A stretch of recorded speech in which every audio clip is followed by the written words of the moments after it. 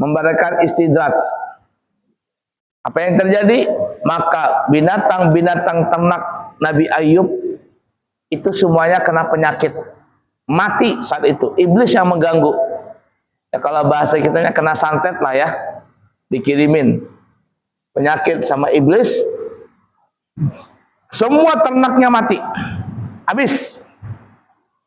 Ya, ribuan ternak mati.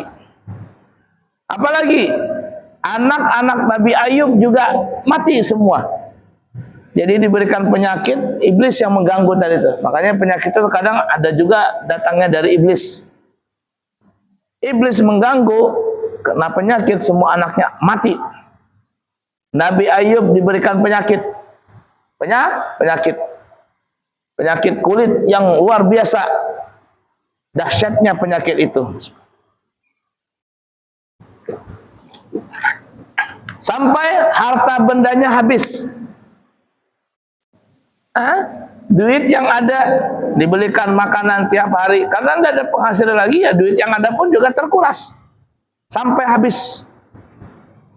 Bahkan ada yang mengatakan orang-orang kampung pun tidak bersedia Nabi Sulaiman hidup dengan mereka. Nabi Ayub berdampingan hidup dengan mereka, mereka enggak suka. Karena ada penyakit di badan beliau. Berapa tahun Nabi Ayub sakit? Setahun? 2 tahun? Tidak. 18 tahun dicoba sakit tadi. Dan yang mengganggu itu adalah iblis semua. 18 tahun. Habis hartanya. Tinggal di pinggiran kota, sudah enggak lagi di kota. Di ujung desa sudah. Karena tidak ada lagi orang yang mau bantu Nabi Ayub. Habis. Yang setia cuma 1 orang. Istri Nabi Ayub alaihi salatu wassalam, istrinya saja. Sampai istrinya bilang kepada Nabi Ayub, wahai Ayub, engkau kan punya doa mustajab.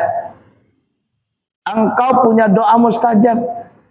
Kenapa engkau tidak gunakan doa mustajabmu itu untuk Allah sembuhkan penyakitmu? Alias berdoalah supaya Allah menyembuhkan penyakitmu itu.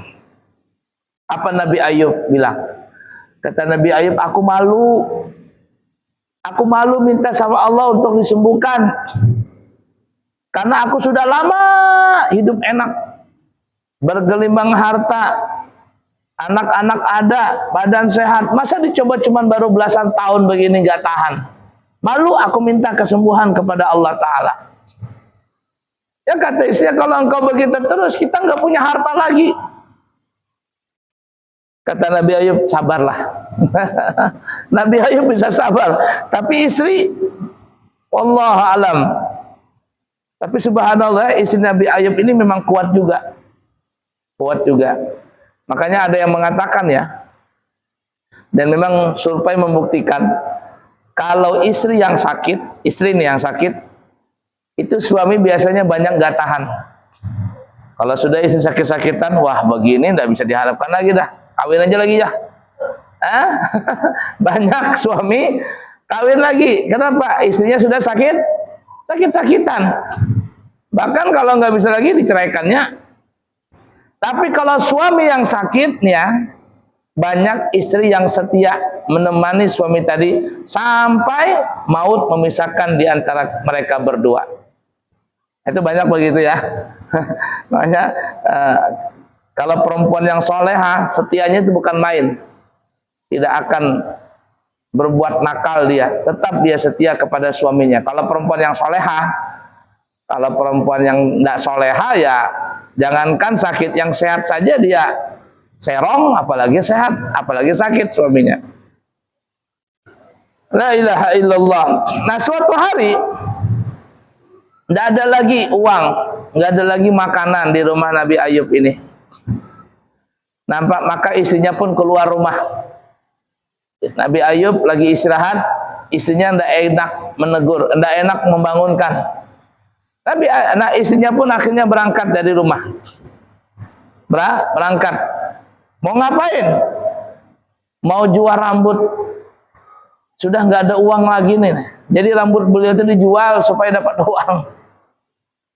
Nabi Ayub bangun dari tidurnya, mendapati istrinya nggak ada. Mana istriku nih? Kata Nabi Ayub, ternyata tidak ada yang setia kepadaku. Harta habis, anak matian, istri pun juga tidak menemaniku. Istriku ini nggak setia. Nabi Ayub ini ibarat kata tuh ada berprasangka yang tidak baik lah kepada istrinya. Padahal istrinya apa ya? Keluar untuk mencari duit. Karena Nabi Ayub nggak bisa lagi dia cari usaha. Kata Nabi Ayub, kalau istriku datang, akan kucambuk dia dengan 1000 kali cambukan. Dengan 1000 kali cambukan. 100 kali atau ya 100 kali cambukan. Aku akan cambuk 100 kali. Nah, pada saat itulah Nabi Ayub berdoa. Ini sejak doa-doa terakhir nih. Apa kata Nabi Ayub? Anni massaniyad durru wa anta arhamur rahimin.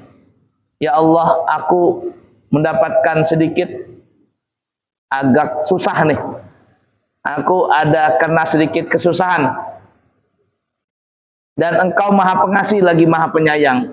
Nabi Ayub juga nggak minta sembuhkan aku ya Allah. Dan juga kalau kita kan baru sakit sehari 2 hari, Allah sembuhkan sakitku. Engkau maha penyembuh, sembuhkan ya Allah. Itu kita. Tapi Nabi Ayub bilang, ya Allah, aku terkena sedikit saja. Ada sedikit susah. Engkau maha paham saja apa maksud gini. Maha pengasih lagi maha penyayang. Engkau paham maksudku ya Allah.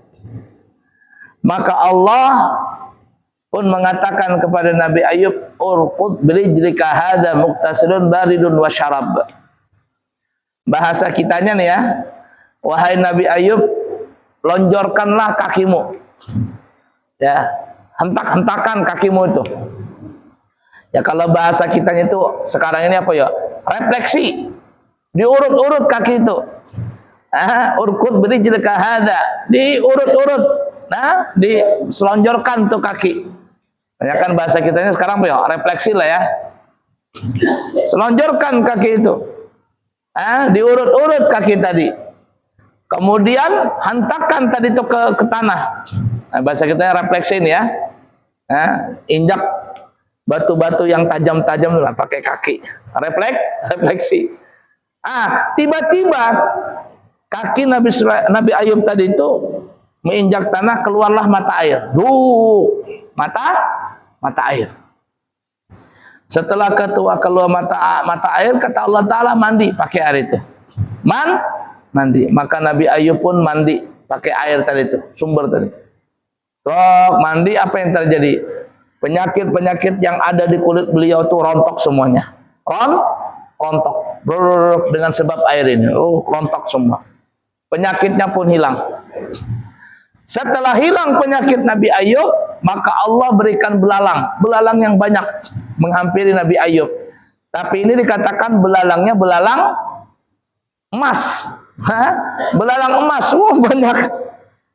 Banyak emasnya. Nah, setelah sehat Nabi Ayub ya, sudah dapat harta banyak lagi, duduk Nabi Ayub di rumah nungguin istrinya. Istrinya Nabi Ayub mengucapin salam, masuk ke rumah.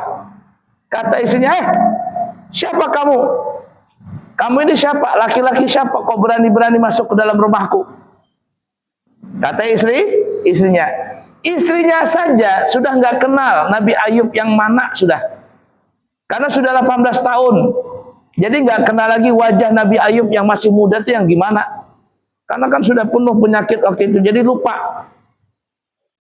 Kata Nabi Ayub, aku ini Ayub suamimu. Tidak mungkin. Suamiku tersakit-sakitan. Di sekujur badannya sudah banyak penyakit. Kata Nabi Ayub, ini aku suamimu Ayub. Tidak percaya, kata istrinya. Kata Nabi Ayub, kalau nggak percaya, akan ku ingatkan kenangan-kenangan manis kita dulu. Kenangan-kenangan manis. Maka Nabi Ayub pun menceritakan. Nah, kalau kita bahasa kita yang ceritakan, rumah kita dulu di sini letaknya. Kita punya harta ini, punya itu, punya anak ini, punya anak itu, namanya fulan. Dulu kita makan sepiring berdua, bermadu kasih. Wah, diceritakan nih sama Nabi Nabi Ayub, pengalaman waktu mereka masih sukses.